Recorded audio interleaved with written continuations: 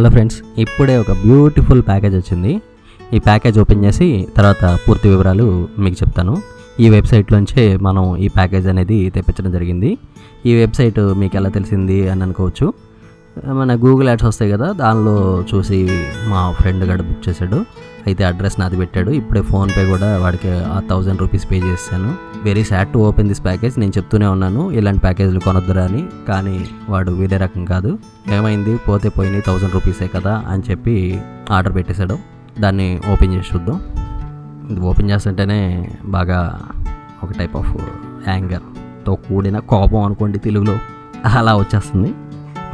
ఇందులో ఉన్న క్లాత్స్ చూస్తే అర్థమవుతుంది ఇవి ఎంత దారుణంగా ఉన్నాయో. ఇవి బయట మనకి 100 రూపాయలు కూడా పడదు. అలాంటివి 2 ప్యాంట్స్ పంపించేసేసి 1000 రూపీస్ అన్నాడు. దీని గురించి ఇప్పుడు డీటెయిల్స్ చెప్తాను. యాక్చువల్గా ఇంతకుముందు మోసం చేసేవాళ్ళు ఎక్కువగా క్రెడిట్ కార్డు, డెబిట్ కార్డు ఇలాంటి మోసాలు ఎక్కువ ఉండేవి. కానీ ఇప్పుడు వాటికి ఉండే మోసగాళ్ళు ఎటు తిరిగి వాటికి ఉన్నారు. కానీ చిల్లర మోసాలు ఎక్కువైపోయినాయి. చిల్లర మోసాలు మీన్స్ ఒక యాడ్ పెడతారు, మీకు ఈ 2 ప్యాంట్లు 1000 రూపాయలే అని చెప్పి. అదే టైప్ ఆఫ్ యాడ్ మనం ఇంతకుముందు చూసుంటాం.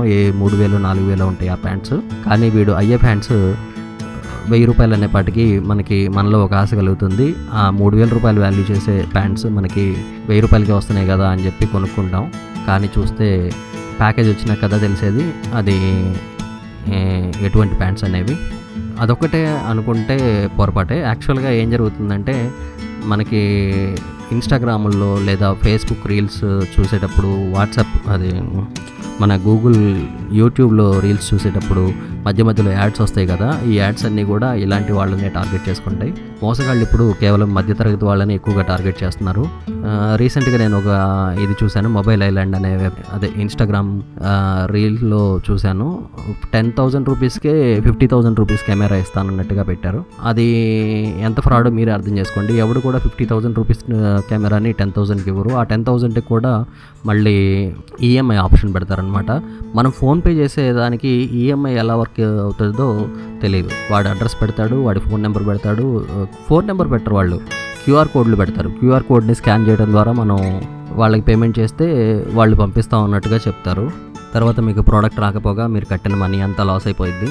మీరు కట్టింది 10,000 రూపీసే కదా అని చెప్పి మీరు ఎవరికి కంప్లైంట్ ఇవ్వకుండా కిమ్మనకుండా ఉంటారు. ఇలాంటి వాళ్ళ టార్గెట్ అనమాట.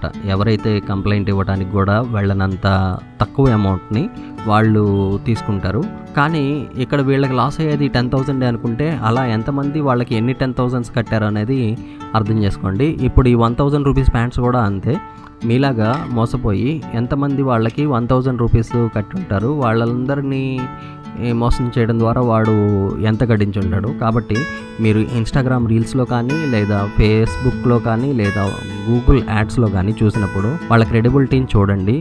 వాళ్ళ fake reviews, fake star ratings చూడకండి. కేవలం మీరు పర్సనల్గా ఇంతకుముందు తెప్పించుకొని ఉంటేనే తెప్పించుకోండి. లేదు అంటే కనుక మనకి అఫీషియల్గా ఏవైతే ఉన్నాయో వెబ్సైట్స్, వాటి ద్వారా తెప్పించుకోండి. వాటికి రిటర్న్ ఆప్షన్స్ ఉంటాయి, రీఫండ్ ఆప్షన్స్ ఉంటాయి. ఇలా తెప్పించుకున్న వాటికి రీఫండ్ ఆప్షన్ ఉండదు, రిటర్న్ ఆప్షన్ ఉండదు, కనీసం అడగటానికి దిక్కు కూడా ఉండదు.